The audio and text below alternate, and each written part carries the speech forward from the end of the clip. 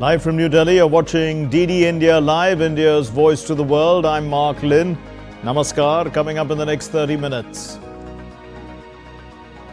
The moderate Masood Pezeshkian wins the Iran presidential election and urges people to stick with him. UK's new Prime Minister Keir Starmer holds his first cabinet meeting. India's Prime Minister Modi and Starmer agree on early conclusion of a free trade agreement.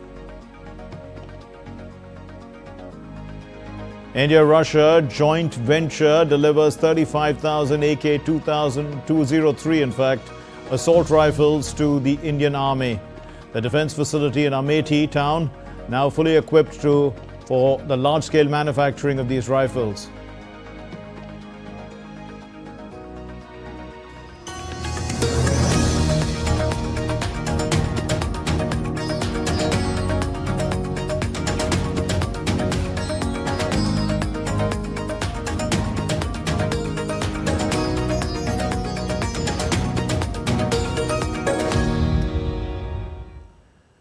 In Iran, the low-profile moderate Masood Pezeshkian has won the country's runoff presidential election. Pezeshkian defeated the hardline Saeed Jalali in the second round of presidential election votes yesterday.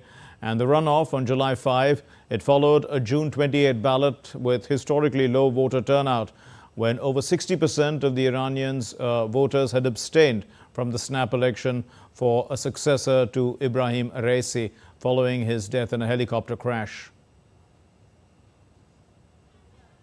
Pezeshkian, the 69-year-old cardiac surgeon, has pledged to promote a pragmatic foreign policy, ease tensions over now stalled negotiations with major powers to revive a 2015 nuclear pact and improve prospects for social liberalization and political pluralism.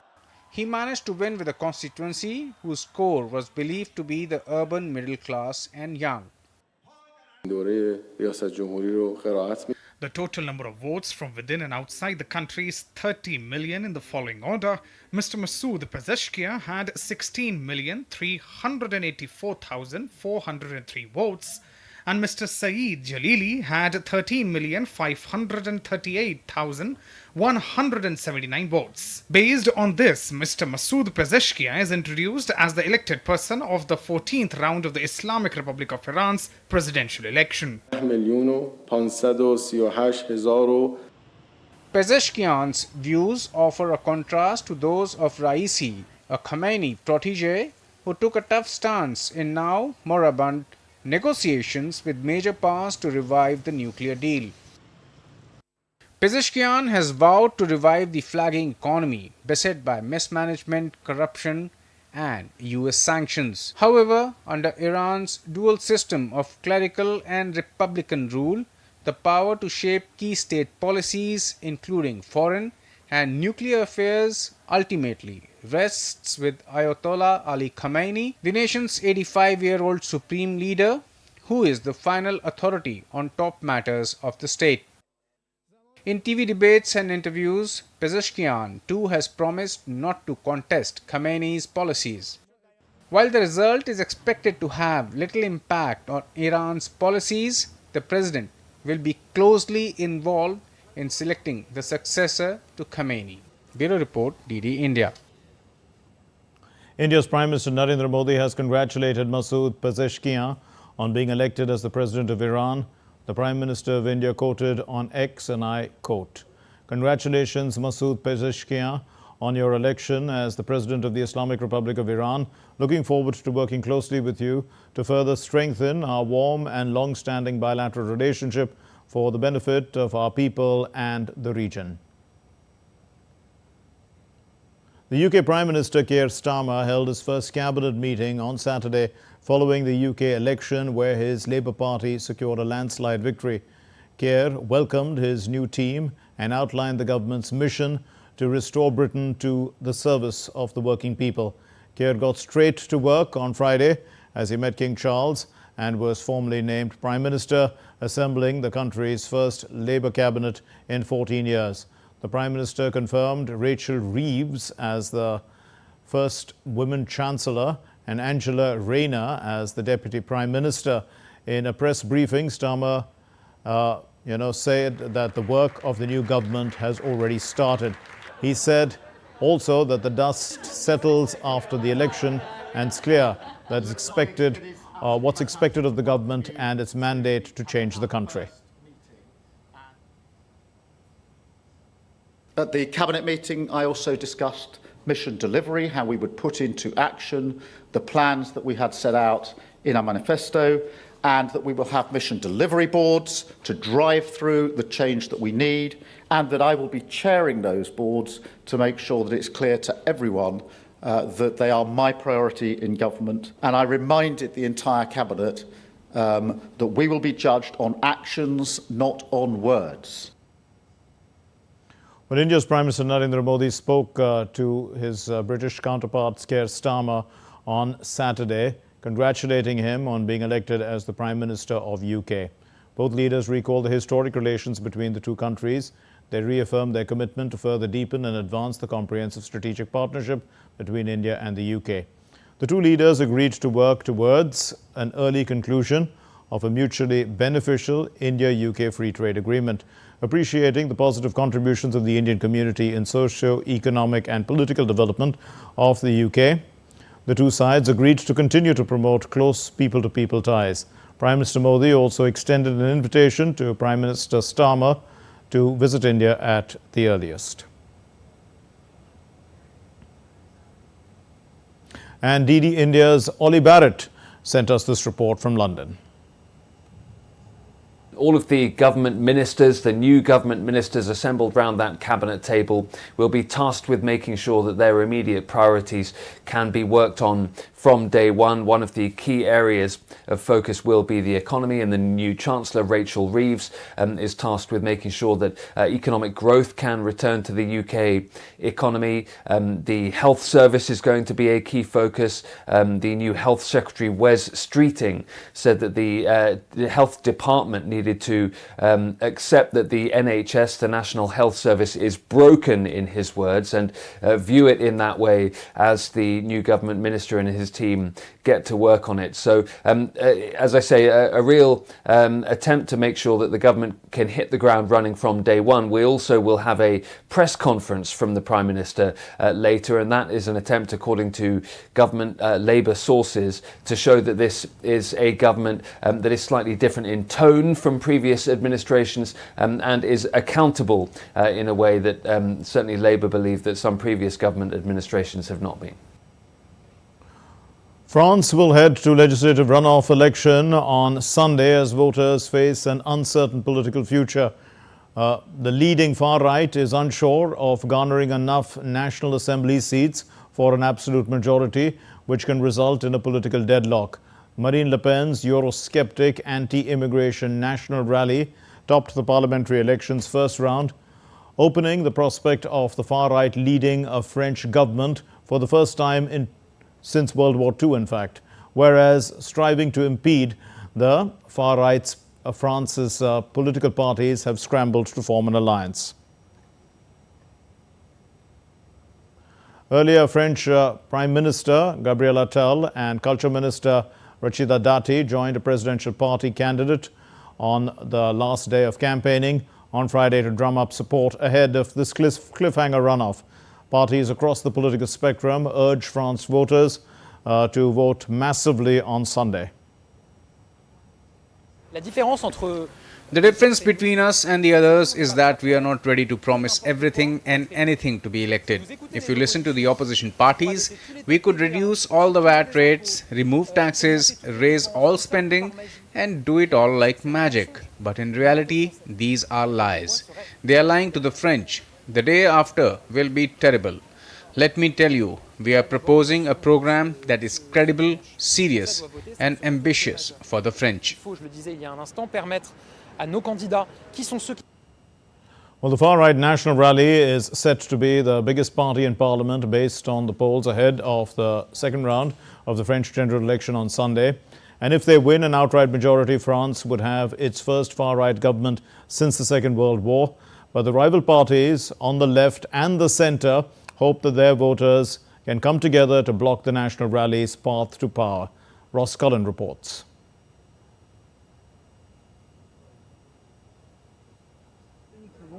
France is in uncharted territory. Following the first round of the snap general election, the far-right National Rally Party is now the dominant political force in the country, even if they do not secure an outright majority in the upcoming second round. Jordan Bardella, who is of Italian and Algerian descent, represents the new face of the National Rally. He's 28 years old, was raised by a single mother, and is popular on TikTok.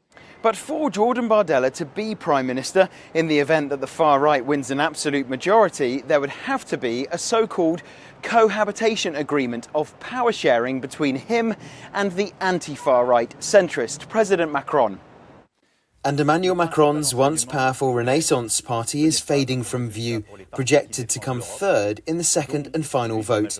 The leftist coalition, the New Popular Front, came second in the first round of voting. Its politicians have ambitions of their own for the runoffs. Despite four parties jostling for space under one umbrella, the alliance aims to create an upset, win a majority, and install a left-wing prime minister. Although the financial markets rallied after the first round election results pointed towards a hung parliament, the political climate in France remains tense, with the potential for anti-nationalist demonstrations if the far right do take power. Ross Cullen in Paris reporting for DD India. US President Joe Biden has dismissed concerns about his re-election bid in November, calling his presidential debate against Donald Trump a bad episode. Biden made the remarks in a television interview on Friday. He noted that his shaky performance was due to poor preparation, exhaustion, as well as an illness. Further, Biden asserted, "It was a bad episode. No indication of any serious condition. I was exhausted. I didn't listen to my instincts in terms of preparing, and I had a bad night." And Biden asserted that he was the best candidate to take on Trump, insisting that only the Lord Almighty could persuade him to exit the race. I convinced myself of two things.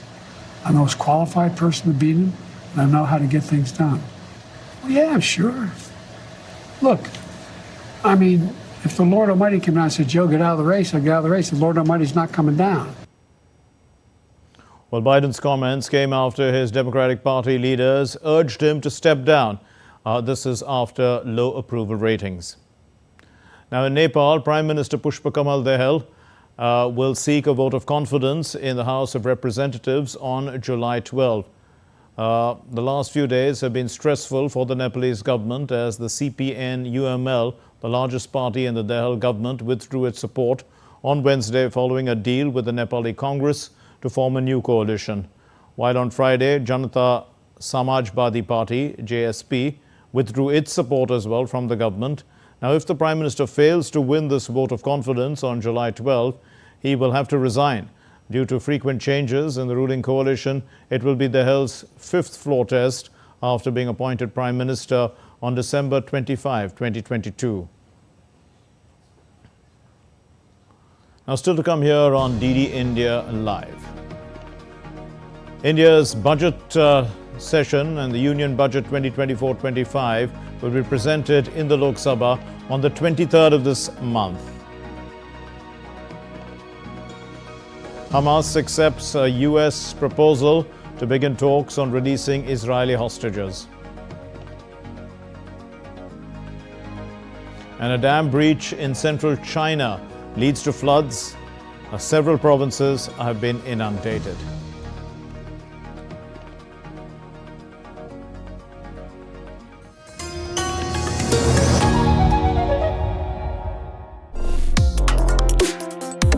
Complex issues, hidden agendas, twists and turns, strategic games. We think all dots are linked. We just need to connect them. Join me every week as I connect the dots to unravel hidden designs in statecraft, mysteries, and decode issues that matter to you. Watch Connecting the Dots with me at these times on DD India.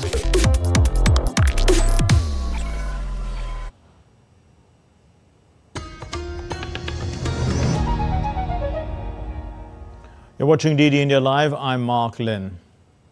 India's Parliament budget session is set to begin from July 22. It will run till August 12. The Parliamentary Affairs Minister Kiren Rijiju on Saturday announced that India's budget for the financial year 2024-25 will be tabled in the Lok Sabha on July 23.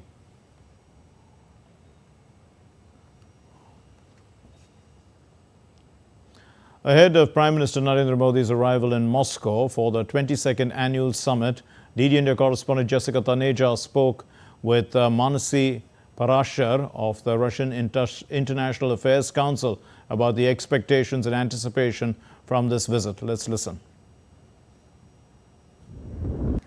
We're at the iconic Red Square in Moscow, and I'm joined by Mansi Parashar. She works with the Russian International Affairs Council. Mansi, thank you for speaking to DD India. What is expected from the Prime Minister's visit, and what do you think will be on top of the agenda? Well, first of all, thank you so much for having me here. And I think this visit is going to be a very symbolic one in terms of reinforcing the friendship between India and Russia. And on top of the agenda, I think economics and trade is going to top it all, because the trade ties between the two countries are strengthening, and the diaspora is really looking forward to, building deeper economic ties with the Russians here. Right. And what are those areas of cooperation where we can expect more discussion, more momentum? I think pharma is certainly one of them. Besides that, cultural exchanges are also going to be on the hit list, because recently there are a lot of events being organized by the Indian society, and the Russians have been actively participating in them. Besides that, a lot of Russian tourists are enthusiastic about visiting India, so the cultural exchanges will also be in the highlight. Thank you, Mansi, for speaking to us and sharing those insights. This is Jessica Taneja with video journalist Shubham in Moscow for DD India. Well, the Russian Defense Ministry has said that forces have carried out group strikes with high-precision weapons and they've attacked and also with attack unmanned aerial vehicles on airfields, energy facilities and fuel storage facilities over the past week. The Russian troops have continued to advance on the front lines. They've taken control of several settlements in the Kharkiv region and Donetsk region. Now, the Ukrainian forces have repelled multiple attacks as the Russian army has continued to intensify its offensive. In Pokrovsk, the Ukrainian forces repelled 17 Russian attacks. These are as per reports. NATO Secretary General Jens Stoltenberg has said that NATO is helping Ukraine to prepare for joining the military alliance. He added that all the efforts are being made to make Ukraine stronger and better. We will agree to work more closely with the Ukrainian armed forces, including at the new NATO-Ukraine Joint Analysis, Training and Education Center in Poland. We will also work together to build Ukraine's defense industry and deepen our cooperation on innovation. All the work we are doing together is making Ukraine stronger, more interoperable and better prepared than ever to join our alliance. DD India's Dasha Chernyshova sent us this report from Moscow. Well, the recent statements have come from the Kremlin spokesman Dmitry Peskov, who said that it's been 3 weeks since the Russian President Vladimir Putin outlined his conditions for ceasefire, which is the full withdrawal of the Ukrainian armed forces from the 4 regions which Russia now claims as its own: Lugansk and Donetsk People's Republic, Kherson and Zaporizhia regions. So far, no Western politicians have reached out to Moscow on that. At the same time, the Russian president held talks with the Hungarian Prime Minister Viktor Orban in Moscow on Friday, in which he also outlined the Russian position very clearly. There will be no ceasefire unless Ukraine is willing to engage into substantiative negotiations, because otherwise Moscow says that Ukraine will be using any lull, any pause in the fighting as an attempt, as an attempt, and also as the time to rearm instead of actually trying to find a lasting solution to the conflict in Ukraine. So at this stage, as the West continues its support of Ukraine, as Ukraine is not interested in actually meeting the Russian demands on the forces withdrawal, Russia says that ceasefire is not possible. Well, efforts to secure a ceasefire in Gaza have gained momentum after Hamas accepted a U.S. proposal to begin talks on releasing Israeli hostages, while Israel said negotiations for the truce would continue into next week. Israeli Prime Minister Benjamin Netanyahu said that the head of Mossad intelligence agency has returned from Doha after an initial meeting with Qatari mediators, adding that negotiations will now resume next week. Netanyahu, however, asserted that there are going to be gaps between the two sides.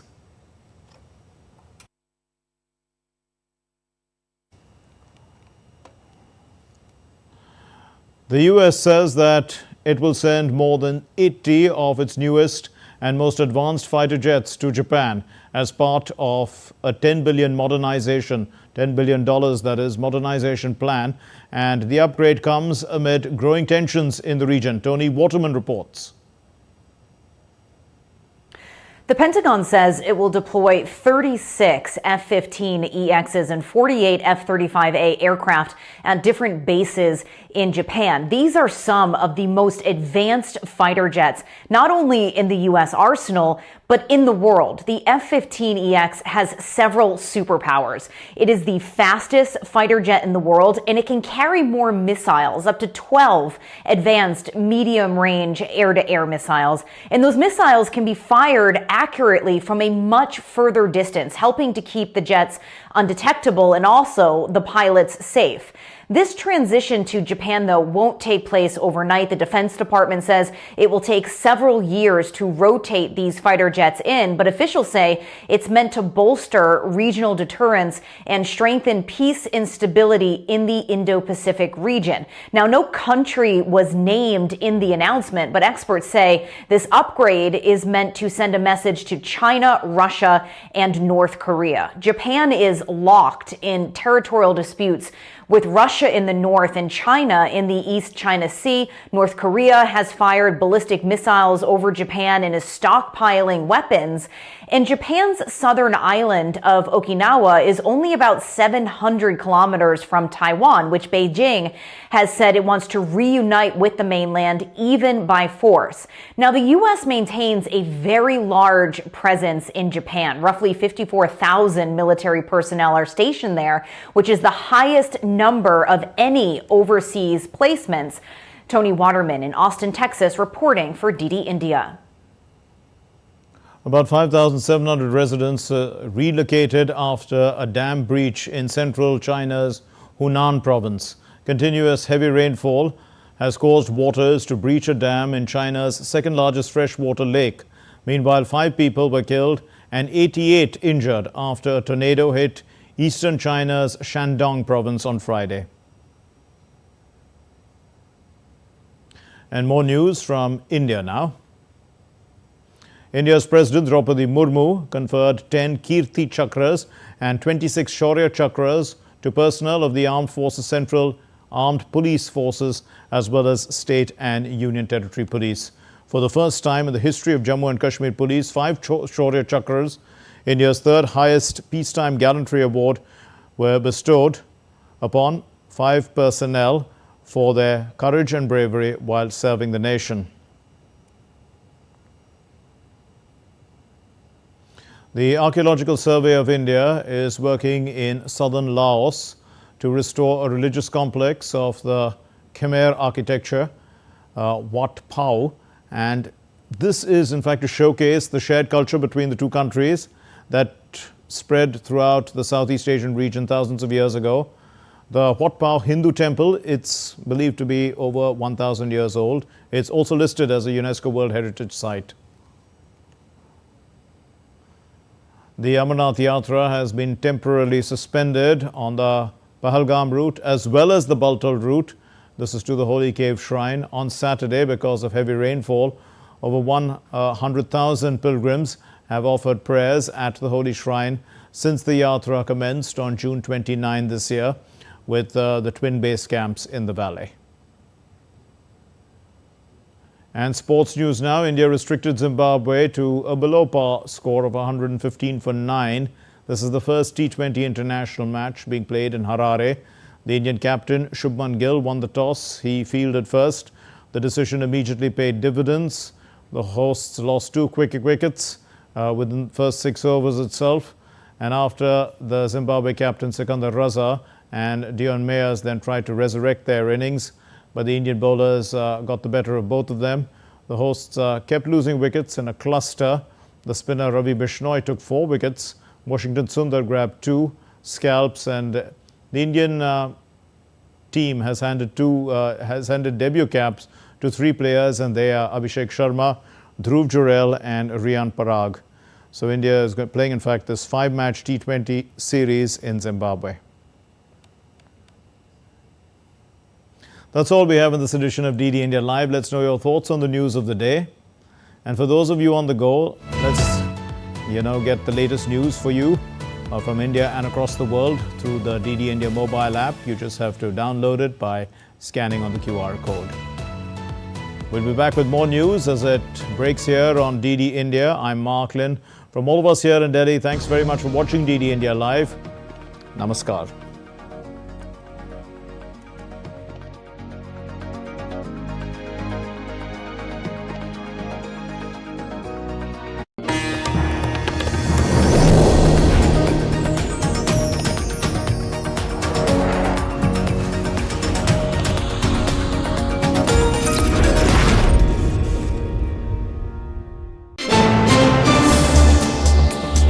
Voice of a rising aspirational world. Stories of challenges, struggles and accomplishment. A world battling conflict, hunger and poverty. Embracing growth, development, science and technology. A voice of progress, a voice of unity. Watch Voice of the Global South with me, Akshay Dongre, only on DD India.